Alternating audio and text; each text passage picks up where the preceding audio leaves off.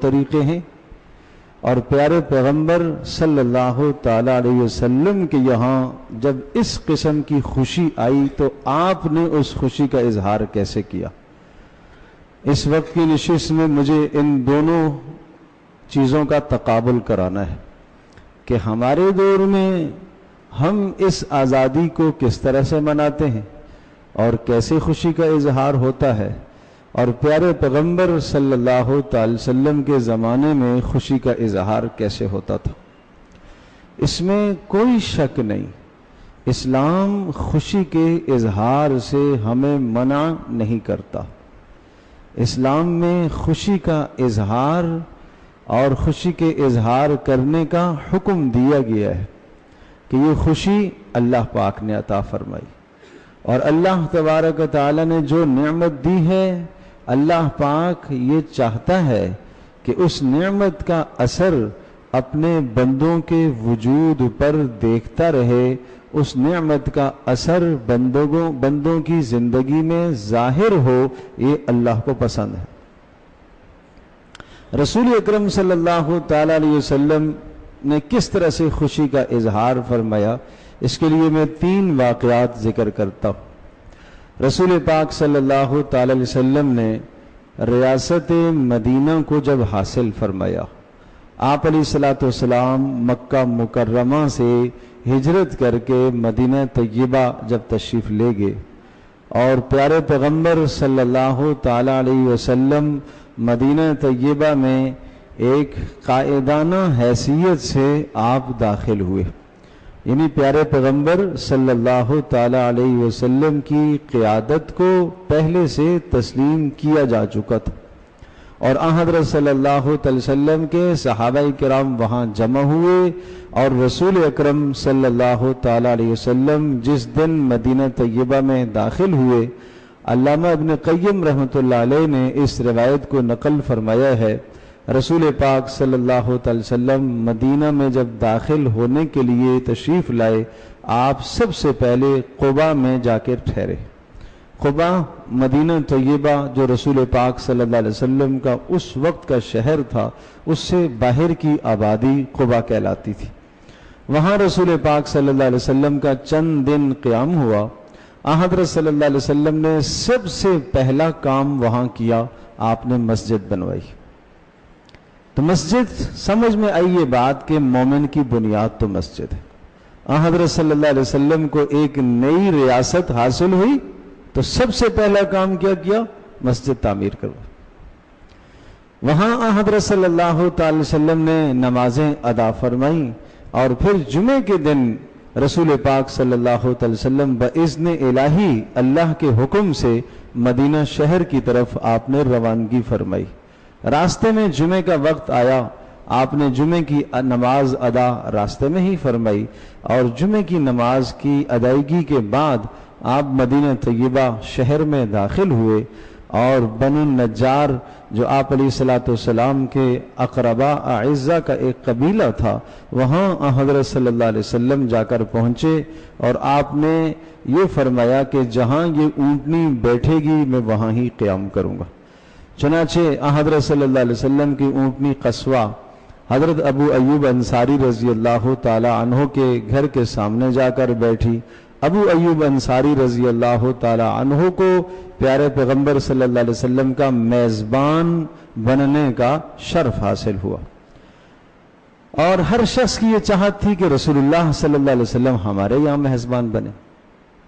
ان دونوں مواقع میں جب قباء میں داخل ہوئے اور جب مدینہ میں داخل ہوئے، تو علامہ ابن قیم رحمۃ اللہ علیہ نے یہ روایت نقل فرمائی ہے کہ جب پیارے پیغمبر صلی اللہ تعالی علیہ وسلم قباء کے اندر تشریف لائے تو وہاں پر بھی وہاں سب جتنے بھی لوگ موجود تھے استقبال کے لیے حضرت صلی اللہ علیہ وسلم کے ارد گرد جمع ہو گئے، اور ان کی زبانوں پر کیا کلمات تھے؟ تکبیر، تسبیح، تحمید، 3 قسم کے کلمات۔ تکبیر اللہ اکبر کے کلمات کو کہا جاتا ہے، تسبیح سبحان اللہ کے کلمات کو کہا جاتا ہے، تحمید الحمدللہ کے کلمات کو کہا جاتا ہے۔ تو تحمید الحمدللہ، یہ جو نعمت حاصل ہوئی ہے یہ اللہ کے فضل سے حاصل ہوئی ہے۔ تکبیر، ساری عظمتیں، ساری بڑائیاں اللہ کے لیے ہیں، اور بڑا اقتدار حاصل ہو گیا، ملک حاصل ہو گیا، ریاست حاصل ہو گئی، یہ کچھ بھی نہیں ہے، ساری بڑائیاں اللہ کے لیے ہیں۔ اور تسبیح سبحان اللہ، ہر نقص سے، ہر عیب سے اللہ پاک ہے۔ تو صحابہ کی زبانوں پر یہ کلمات تھے۔ پھر جب مدینہ طیبہ کے اندر داخلہ ہوا تو اس وقت بھی صحابہ کرام رضی اللہ عنہم اجمعین کی مبارک زبانوں پر اسی قسم کے کلمات، تکبیر کے، تحمید کے، تسبیح کے، اور بعض روایت میں کہ تحلیل، لا الہ الا اللہ، لا الہ الا اللہ کا ورد صحابہ کی زبانوں پر تھا۔ تو یہ وہ لا الہ الا اللہ ہے کہ ریاست مدینہ کی بنیاد میں بھی لا الہ الا اللہ، اور ریاست پاکستان کی بنیاد میں بھی لا الہ الا اللہ۔ یہاں جوڑ ہو جاتا ہے دونوں کا آپس کے ساتھ، اس ملک کا جوڑ ملتا ہے رسول اکرم صلی اللہ تعالی وسلم کی ریاست کے ساتھ، کہ یہ وہ دو دنیا کے واحد ملک ہیں کہ جن دونوں ملکوں کی بنیاد لا الہ الا اللہ۔ بنائے کیوں گے؟ لا الہ الا اللہ کے لیے۔ کس لیے بنائے گئے؟ کہ مسلمان آزادی کے ساتھ مذہب پر عمل کر سکے، مسلمان آزادی کے ساتھ دین پر عمل کر سکے۔ یہ مقصد وہاں پر بھی تھا، وہی مقصد یہاں پر بھی تھا۔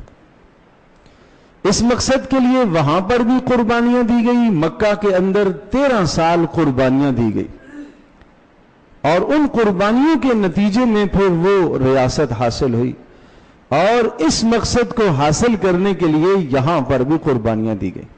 یہاں پر بھی لاکھوں لوگوں کے خون بہائے گئے، اور ان خونوں کے بہنے کے بعد اور اسی طرح سے ہزاروں کی عزتیں پامال ہوئیں۔ یہ سب کچھ ہونے کے بعد یہ ملک ہمیں حاصل ہوا۔ قربانیاں پیچھے ہیں، اور بہت بڑی داستانیں ہیں، علماء کی قربانیاں، عوام الناس کی قربانیاں، اور صاحب مال کی قربانیاں، غریب عوام کی قربانیاں۔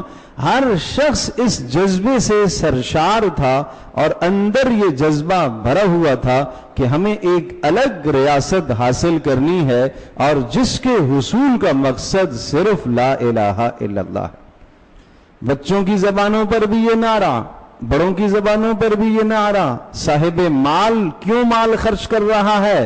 اس لیے کہ لا الہ الا اللہ کے قیام کے لیے ہمیں ایک ملک چاہیے۔ اور کتنے ہزاروں علماء کی جانیں گئی، پھانسیوں پہ لٹکا دیے گئے، سولیوں پہ چڑھا دیے گئے، توپوں کے دہانوں کے سامنے رکھ کر ان کو اڑا دیا گیا۔ کاش کہ یہ کوئی داستان ہے، یہ تلخ زندگیوں کوئی پڑھے تو صحیح، یہ سابق کی، ماضی کی کوئی تاریخ تو دیکھے۔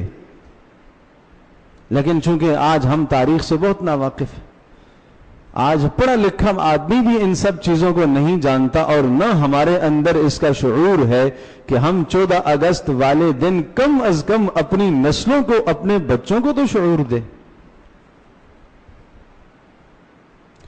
اور تیسرا واقعہ عرض کروں گا۔ اچھا، پھر جب مدینہ میں داخل ہوئے رسول پاک صلی اللہ علیہ وسلم، تو صحابہ کرام رضی اللہ تعالی عنہم اجمعین نقل کرتے ہیں کہ چھوٹے چھوٹے بچے اور بچیاں رسول اللہ صلی اللہ علیہ وسلم کے آگے آگے، اور ان کی زبانوں پر ایک ترانہ تھا۔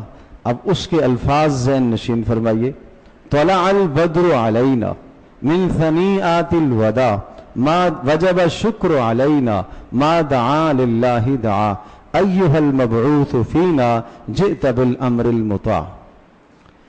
کیا کہنے لگی؟ چھوٹی چھوٹی بچیاں اور بچے یہ ترانہ پڑھ رہے رسول اللہ صلی اللہ علیہ وسلم کے سامنے۔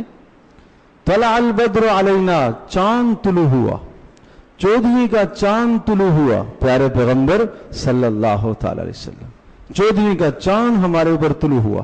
کہاں سے آیا؟ من ثنیات الوداع، یہ وہ جگہ کہلاتی تھی جہاں سے مدینہ کے اندر داخل ہوتے تھے، گویا کہ یہ سرحد اور بارڈر تھی، یہاں سے باہر دوسرے علاقے تھے۔ ثنیات الوداع جگہ کا نام ہے۔ جہاں سے مدینے سے آدمی کسی کو رخصت کرتا تو سنیت الوداع تک جایا کرتے تھے، وہاں سے رخصت کر کے واپس آ جاتے تھے۔ کہا یہ سنیت الوداع کی گھاٹیوں سے یہ چاند طلوع ہوا، 14ویں رات کا چمکتا ہوا چاند۔ اب اس کے نتیجے میں کیا ہے؟ وجب شکر علینا، ہمارے اوپر شکر کرنا فرض ہو گیا ہے، لازم ہو گیا ہے۔ ما دعا للہ دعا، اور اس چاند نے، اس محمد صلی اللہ علیہ وسلم نے آ کر اللہ کی طرف ہمیں بلایا، اللہ کی بندگی کی اس نے ہمیں دعوت دی۔ اور پھر ایھا المبعوث فینا جئت بالامر المطاع، اے وہ نبی جس کو اللہ کی طرف سے ہمارے پاس بھیجا گیا ہے، انشاءاللہ ہم آپ کی اطاعت کریں گے۔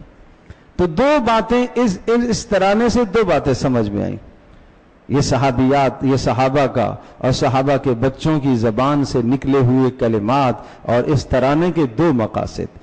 نمبر ایک، پہلا مقصد یہ ہے کہ ہمارے ذمے اس نعمت کا شکر کرنا لازم ہے۔ ایک الگ ریاست حاصل ہوئی، اور ریاست کے ساتھ ساتھ صرف ریاست نہیں، قیادت بھی حاصل ہوئی، اور قیادت کون سی؟ محمد صلی اللہ تعالی وسلم کی صورت میں۔ اور ایسے بلند ترین اور عظیم ترین قائد کہ دنیا نے ایسی قیادت دیکھی نہیں ہے، اور ایسی خوبصورت قیادت کہ جس کے وزیر و مشیر سیدنا ابوبکر صدیق رضی اللہ تعالی عنہ اور سیدنا عمر فاروق اور عثمان و علی رضی اللہ عنہم ہیں۔ تو لہٰذا ایسی قیادت جب آئی تو وجب شکر علینا، ہمارے ذمہ شکر کرنا لازم ہے۔ دوسرا جذبہ ان کے دلوں سے جو نکل رہا تھا اور کلمات، وہ یہ تھے کہ جئت بالامر المطاع، اندر سے صحابہ اور صحابیات اور بچوں اور بڑوں سب کا اندر سے جو جذبہ تھا وہ رسول اللہ صلی اللہ علیہ وسلم کی اطاعت کا جذبہ تھا کہ ہم آپ کی بات مانیں گے، ہم آپ کی اطاعت کریں گے۔ تو اب ہم موازنہ کرائیں اپنی مملکت، اس ریاست مملکت خداداد پاکستان، کہ کیا یہ ملک حاصل ہونے کے بعد یہ دو باتیں ہم نے کی ہیں۔ نمبر ایک، شکر کا کرنا لازم، نمبر دو، جذبہ اطاعت، اللہ اور اس کے رسول کی اطاعت۔ یہ کیوں حاصل کیا تھا؟ اللہ اور اس کے رسول کی اطاعت کرنے کے لیے۔ اسی لیے رسول اللہ صلی اللہ علیہ وسلم نے صاف صاف اسی موقع پر کہہ دیا تھا کہ جو تم لوگ ہجرت کر کے مکہ سے یہاں آئے ہو، سن لو اس بات کو، المہاجر من ہجر السوء والخطایا، ہجرت حقیقت میں اس شخص کی ہے کہ جس نے گناہوں کو چھوڑا ہو اور نافرمانی کا چھوڑا۔ کہ اگر تم ہجرت کر کے آگے ہو، دوسرا ملک آپ نے حاصل کیا، ریاست آپ نے حاصل کی ہے، لیکن اگر آپ نے گناہ نہ چھوڑے، جو مقاصد تھے وہ مقاصد آپ نے پورے نہ کیے، تو سمجھو آپ نے کچھ نہیں کیا، آپ نے کوئی ہجرت نہیں کی ہے۔ پھر والمہاجر من ہجر السوء والخطایا، جس نے گناہوں کو چھوڑا، نافرمانیوں کو چھوڑا، حقیقت میں اس کی ہجرت ہے۔ اور تیسرا واقعہ، رسول اللہ صلی اللہ تعالی علیہ وسلم کو جب ایک بہت بڑی کامیابی حاصل ہوئی، اور بہت بڑی کامیابی بدر کے موقع کی، اللہ اکبر، کہ بدر میں مد مقابل جو ریاست تھی مکہ، اور مکہ کے رہنے والے جتنے بھی وہاں کے سرداران، ان سب کی کمر ٹوٹ گئی، اور آپ نے فرمایا آج کے بعد اب یہ دوبارہ سر نہیں اٹھا سکیں گے، ان کی کمر اللہ نے ایسی توڑ دی ہے کہ اب سر نہیں اٹھا سکیں گے۔ اب جب یہ خبر حاصل ہوئی اور یہ خوشی نصیب ہوئی، اس خوشی کا اظہار رسول اللہ صلی اللہ علیہ وسلم نے کیسا کیا؟ اس خوشی کا اظہار صحابہ نے کیسا کیا؟ اس خوشی کا اظہار بھی پیارے پیغمبر صلی اللہ علیہ وسلم نے 2 رکعت نماز نفل سے فرمایا۔ اس خوشی کا اظہار بھی رسول اللہ صلی اللہ علیہ وسلم اور صحابہ نے اللہ کی تسبیح اور تقدیس اور تحمید سے کیا ہے، اس طرح سے اللہ کے شکر کا اظہار کیا۔ اور پھر جب مدینہ میں یہ واپس یہ فوج داخل ہوئی، یہ اسلامی فوج، یہ رسول اللہ صلی اللہ علیہ وسلم کے دیوانے اور پروانے جب واپس داخل ہوئے، زید بن حارثہ رضی اللہ تعالی عنہ دوڑے ہوئے پہلے مدینہ میں پہنچے اور خبر لے کر آئے کہ ہمیں اللہ تبارک و تعالی نے بہت بڑی فتح عطا فرمائی اور کفر کی کمر ٹوٹ گئی، اور اللہ نے ہمیں کامیابی اور کامرانی سے ہمکنار فرمایا۔ جو بھی آتا مبارک بات کہتا اور شکر کے کلمات کہتا، زبانوں پر شکر اور سجدہ شکر۔ اور رسول اللہ صلی اللہ علیہ وسلم جب خود داخل ہوئے مدینہ کے اندر تو اس خوشی کے ساتھ اللہ نے ایک غمی کو جوڑ دیا. آپ علیہ السلام مدینہ طیبہ میں داخل ہو رہے تھے اور صحابہ آپ کی بیٹی حضرت رقیہ رضی اللہ تعالی عنہ کی قبر پر مٹی ڈال رہے تھے. یہ خوشی بھی اللہ نے دی اور خوشی کے ساتھ غمی کو بھی جوڑا. حضرت رقیہ کا وصال ہو گیا. حضرت عثمان رضی اللہ تعالی کے عقد میں تھی. اور یہ سمجھایا جا رہا ہے کہ اس جہان کے اندر خوشیوں کے ساتھ غمیاں بھی ہوتی ہیں. یہ دونوں چیزوں کا جوڑ چلتا ہے. لیکن خوشی میں انسان اپنے آپے سے باہر نہیں ہوتا ہے. اور چوتھا جو واقعہ ہے وہ رسول پاک صلی اللہ علیہ وسلم کو ایک اور بلند ترین اللہ پاک نے عزت عطا فرمائی جب مکہ فتح ہوا. اس سے بڑھ کر کیا خوشی تھی کہ پورے جزیرہ عرب کے اندر اب آپ علیہ الصلوۃ والسلام کے اسلام کا پرچم لہرانے لگا. پورے جزیرہ عرب کے اندر اسلام کا غلبہ ہوا, کفر زیر ہو گیا, اور سب سے مضبوط ترین جو طاقت تھی وہ مکہ کی تھی, وہ بھی آج ہاتھ میں آ گئی. اب رسول اللہ صلی اللہ علیہ وسلم اس آزادی کی خوشی میں پیارے پیغمبر صلی اللہ علیہ وسلم کو مکہ مکرمہ جب یہ اللہ تبارک تعالیٰ نے فتح فرما دیا اور یہ بھی اعزاز اللہ نے دے دیا, رسول اللہ کی زبان پر کیا کلمات رسول اللہ صلی اللہ علیہ وسلم کا عمل کیا, صحابہ کا عمل کیا تھا, وہ سنیے گا. پہلی بات تو یہ کہ رسول اللہ صلی اللہ علیہ وسلم جب مکہ مکرمہ میں فاتحانہ داخل ہوئے تو آپ تواضع اور انکساری سے اتنے جھکے ہوئے تھے کہ آپ کا سر مبارک اونڈی کی کوہان سے لگ رہا تھا. یہ تواضع. ورنہ فاتح قومیں جب داخل ہوتی ہیں کسی جگہ پر اور جب کسی علاقے کو وہ فتح کرتی ہیں تو وہ کس غرور اور تکبر سے داخل ہوتی ہے اور وہ کس طرح سے خون ریزیاں کرتی ہوئی داخل ہوتی ہیں. لیکن کمال ہے رسول اللہ صلی اللہ علیہ وسلم کا, آپ علیہ السلام داخل ہو رہے ہیں اور اعلان کر دیا من دخل دار ابی سفیان فهو آمن. ابو سفیان کے گھر میں جو چلا گیا اسے امن. من دخل البیت, جو بیت اللہ میں چلا گیا اس کو بھی امن مل گیا. کہا اللہ کے رسول اتنے بیت اللہ میں بھی نہیں آ سکتے, اتنے ابو سفیان کے گھر میں بھی نہیں آ سکے. آپ نے فرمایا من اغلق بابہ فہو آمن. اچھا, جس نے اپنے گھر کے اندر رہ کر اپنا دروازہ بند کر دیا اس کو بھی امن ہے. کوئی درخت نہ کاٹا جائے, کوئی درخت نہ کاٹا جائے, کسی بوڑھے پر ظلم نہ کیا جائے, کسی عورت پر ظلم نہ کیا جائے, کسی بچے کو قتل نہ کیا جائے. یہ رسول اللہ صلی اللہ علیہ وسلم کی خوشی کا دن ہے. اس کو کہتے ہیں جشن. یہ ہے پیارے پیغمبر صلی اللہ علیہ وسلم کی سیرت. اور پھر ایک آواز آئی الیوم یوم الملحمہ الیوم تستحل الکعبہ. آج تو مار دھاڑ کا دن ہے, آج تو تکا بوٹی کرنے کا دن ہے, قتل کر دیں گے ان مشرکین کو, ایسوں کو ویسوں کو. اچھا, آج یوم تستحل الکعبہ, آج یہاں تو حرمتیں پامال ہو جائیں گی. اللہ اکبر. یہ ایک آواز لگی. رسول اللہ صلی اللہ علیہ وسلم نے اس آواز کو سنا اور آپ نے فرمایا غلط ہے, غلط ہے.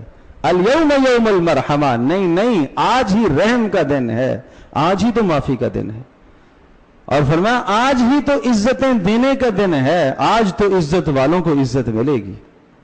پیارے پیغمبر صلی اللہ علیہ وسلم اس طرح سے داخل ہوئے. تو میں نے عرض کیا کہ مدینہ میں داخلہ, پھر جب بدر کا واقعہ ہوا اس وقت کی خوشی, اور پھر جب مکہ فتح ہوا اس وقت کی خوشی.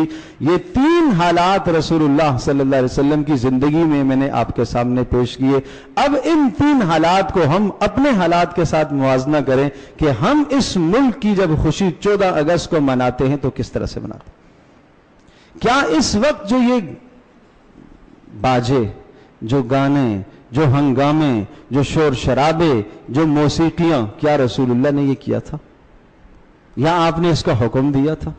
ہمارے معاف کیجیے گا تعلیمی ادارے ہوں, سرکاری ادارے ہوں, غیر سرکاری ادارے ہوں, یہ ادارے اس تقریب کو موسیقی کے ساتھ مزین کرتے ہیں. وہ یہ سمجھتے ہیں کہ ہم موسیقی اور گانوں کے ساتھ اسے مزین کرتے ہیں. یاد رکھیے گا, موسیقی اور گانوں کے ساتھ مزین نہیں ہوتے, نحوستیں برستی, نحوستیں برستی. جن آوازوں کو رسول اللہ صلی اللہ علیہ وسلم نے ملعون آوازیں قرار دیا, ان آوازوں کے ساتھ کیسے ہوگا؟ ٹھیک ہے, ملک کی مدح میں، تعریف میں، عوام کی تعریف میں، اس میں اگر کوئی قصیدہ پڑھتا ہے جس کو ملی نغمہ کہا، کوئی حرج نہیں، یہاں تک تو گنجائش ہے. لیکن جب اس کے ساتھ ساز بجتا ہے، یہ تو رسول اللہ صلی اللہ علیہ وسلم نے منع فرمایا. آپ نے فرمایا میں تو یہ موسیقی کے آلات توڑنے کے لیے نبی بنا کے بھیجا گیا ہوں، میں تو یہ ختم کرنے کے لیے آیا ہوں. نمبر 2، ہمارے جوان روڈوں پر نکلتے ہیں. کیا رسول اللہ صلی اللہ علیہ وسلم نے اعلان یہ نہیں کیا کہ کسی غیر مسلم کو بھی کوئی تکلیف نہیں ہونی چاہیے؟ کہ یہ جو روڈوں پر 14 اگست والے دن ایک ہنگامہ ہوتا ہے، سلنسر پھاڑ کر اور نکلتے ہیں، اور یہ کیا ہے جی؟ خوشی. یہ کیا ہو رہا ہے؟ 14 اگست کی خوشی ہو رہی ہے، اور روڈوں کے سارے قوانین پامال ہو گئے، ٹریفک کے سارے اصول ضابطے تباہ اور پامال کر کے ریلیاں نکل رہی. اگر آپ کہیں گے صاحب یہ کیا ہو رہا ہے، تو کیا ہو رہا ہے؟ 14 اگست کی خوشی. صاحب یہ اس طرح سے نہ کرو، اس طرح سے دوسروں کو اذیت ہوگی، اپنی بھی جان کو تباہ کرو گے، دوسروں کی بھی جان کو تباہ کرو گے. جواب آتا ہے تمہارے باپ کا روڈ ہے. گلی میں جو تقریبیں ہوتی ہیں اور اس میں لوگوں کی نیندیں اور آرام اور راستے بلاک اور خراب ہوتے ہیں، یہ کیا کر رہے ہیں؟ ہم خوشی منا رہے ہیں. میں عرض کر رہا ہوں، ایک رسول اللہ صلی اللہ علیہ وسلم کی خوشی میں نے آپ کے سامنے بیان کی، اور ایک ہمارا حال ہے. چاہیے تو یہ تھا کہ ہم اپنی نسلوں کو شعور دیتے، ہم اپنے بچوں کو اچھا شعور دیتے. اس موقع پر، اس تقریب پر ہم شعور دیتے کہ 14 اگست کیا ہے، ملک پاکستان کیوں حاصل ہوا تھا، جن مقاصد اور اغراض میں کے لیے حاصل کیا گیا تھا، کیا وہ اغراض اور مقاصد ہم پورے کریں؟ ہم نے پورے کیے ہیں کیا؟ تعلیمی حالت کو تو آپ یہ دیکھیے کہ حال یہ ہے کہ 40% خواندہ آبادی، پڑھے لکھے لوگ 40%، اور اس پڑھے لکھے میں بھی اگر آپ اندازہ کریں گے تو 11% طبقہ وہ ہے جو اعلیٰ تعلیم یافتہ، باقی سارا پرائمری تعلیم یافتہ. اور بچوں کا یہ حال ہے کہ اگر آپ اوسطن حساب لگائیں گے تو 3 کروڑ بچے آپ کے ملک کے ایسے نظر آئیں گے جو برتن دھوتے ہوئے، روڈوں پر چلتے ہوئے، گاڑیاں صاف کرتے ہوئے، بھیک مانگتے ہوئے، جو تعلیم کی نعمت سے ہی محروم ہیں. کیوں؟ غربت کی وجہ سے. ان کے پاس کھانے کا تو پیسہ نہیں ہے، تعلیم کیا حاصل کریں گے؟ میرے عزیز دوستو، ٹھیک ہے آپ صاحب اقتدار نہیں ہیں، آپ کے اقتدار اور اختیار میں یہ چیز نہیں ہے. کیا اگر آپ کسی اسکول کے اندر ٹیچر ہیں، آپ پڑھاتے ہیں، نہیں ہیں آپ ٹیچر، آپ کو کچھ تعلیم آتی ہے، تو کیا آپ اپنے محلے کا ایک بچہ، 2 بچے لے کر جو غیر تعلیم یافتہ ہیں، جو نہیں حاصل کر پا رہے غربت کی وجہ سے، کیا آپ تعلیم نہیں دے سکتے؟ اللہ اکبر. اگر آج ہم اس بات پر آ جائیں کہ ہم اجتماعی مفاد کو، اجتماعی فائدے کو مقدم رکھیں گے، اپنی ذاتی چیزوں کو پیچھے کر دیں گے. اجتماعی مفاد کس چیز کا نام ہے؟ ایک آدمی اپنے گھر سے نکلا ہے، کچرے کا تھیلا ہاتھ میں پکڑا ہوا ہے، ذاتی فائدہ یہ ہے کہ جلدی جلدی سے میں اس کو پھینک دوں یا پھینک دوں. اجتماعی مفاد کیا ہے؟ کہ اس کو اس جگہ پر ڈالا جائے کہ جہاں کچرے کی ڈگ. لیکن ہر آدمی، اگر آپ کسی کو دیکھیں گے کسی نے ڈالا پھینکا، ارے بھائی یہ کیا کر رہے ہو، تو جواب تمہارے باپ کی جگہ ہے. اندر ضمیر بگڑے ہوئے، اندر بگڑا ہوا ہے. یہ نعرہ بھی ہم لگا لیتے ہیں پاکستان ہرا بھرا کریں گے، شجرکاری کی مہم، درخت، کوئی منع نہیں، لگاؤ بھائی، ثواب ہے، اچھی بات ہے. درخت کے نیچے کسی جانور نے سایہ حاصل کیا، انسان نے حاصل کیا، اس درخت سے کسی نے پھل کھایا، جب تک وہ لگا ہوا ہے وہ آپ کے لیے تسبیح کر رہا ہے، نیکیاں کر رہا ہے، آپ کے لیے تسبیح ہو رہی ہے، یہ بڑے ثواب کے کام ہیں. لیکن اپنے اندر کے درخت کو ہرا بھرا نہ کیا، آج لگا لیے، کل اندر کا درخت ہرا بھرا نہیں ہوا، کوئی چرسی موالی اس کو اکھاڑ کے پھینک دے، کیونکہ ضمیر نہیں ہرے. پیارے پیغمبر صلی اللہ علیہ وسلم نے اندر کے ضمیروں کو ہرا فرمایا ہے، اندر آپ نے ادھر دلوں پر محنت فرمائی ہے. آج یہ محنت نہیں ہے، آج اس محنت کا فقدان ہے کہ ہم اپنے بچوں کے اندر اس چیز کی محنت کریں. تو میرے اس دوستوں بزرگوں، ایک کام تو ہمیں اس وقت یہ کرنا چاہیے، دعا تو کر سکتے ہیں بھائی. پیارے پیغمبر صلی اللہ تعالی علیہ وسلم کو اللہ پاک نے جب مدینہ طیبہ عطا فرمایا، آپ جانتے ہو رسول اللہ نے کیا دعا کی تھی؟ نئی ریاست حاصل ہونے کے بعد رسول اللہ کیا دعا کرتے تھے؟ مدینہ طیبہ میں جب آپ تشریف لائے، یثرب کہلاتا تھا اور یہاں آب و ہوا اچھی نہیں تھی، رہن سہن کے اسباب کوئی زیادہ اچھے نہیں تھے. مکہ مکرمہ کی وادی جس کو ابراہیم علیہ السلام کی دعائیں حاصل تھی، اور وہ مکہ مکرمہ جہاں پوری دنیا سے اللہ تبارک و تعالی ہر قسم کے ثمرات اور پھلوں کو سمیٹ کر مکہ میں لا کے حاضر کرتا تھا، یہ ابراہیم علیہ السلام کی دعا کے نتیجے. آپ علیہ السلام نے کیا ارشاد فرمایا؟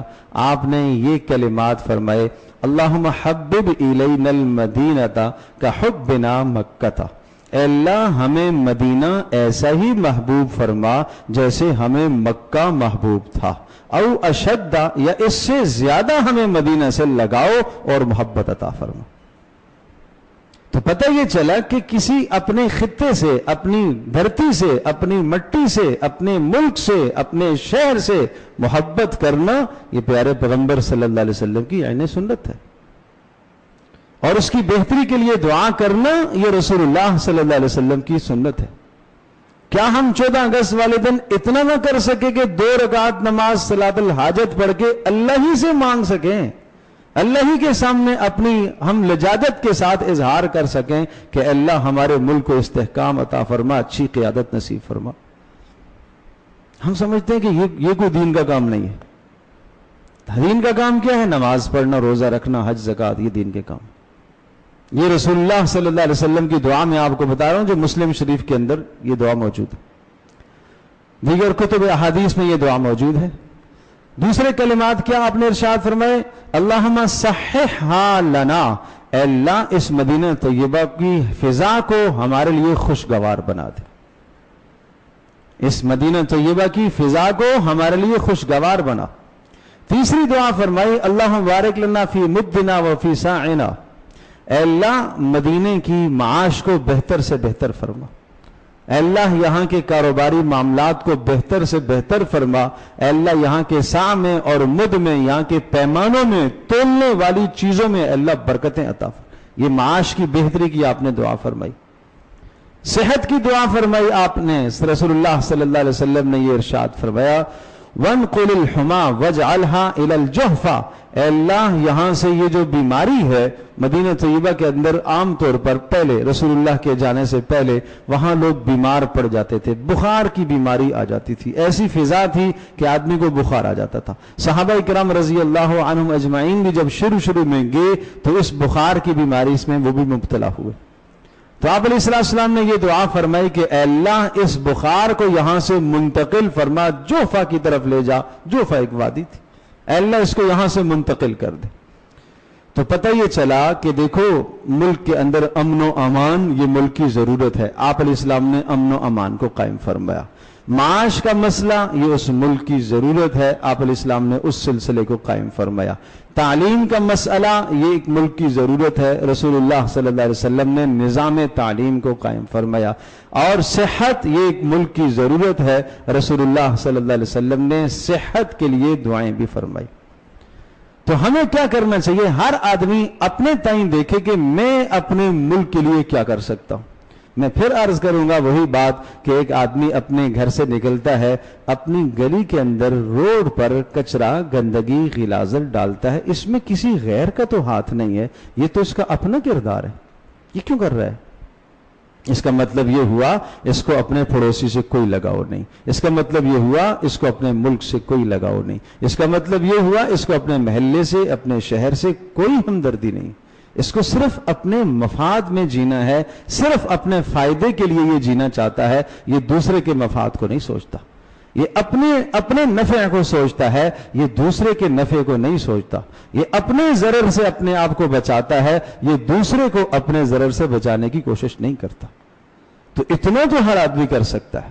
نمبر 2، جس آدمی کے پاس علم کے جو ذرائع ہیں اور اللہ پاک نے جس کو مالی حیثیت دی ہے، ایسے افراد تلاش کرے، ایسے بچے تلاش کرے کہ جو نہیں تعلیم حاصل کر سکتے، فقر کی وجہ سے، تنگ دستی کی وجہ سے، فاقے کی وجہ سے، ان کے لیے تعلیم کا انتظام کرے۔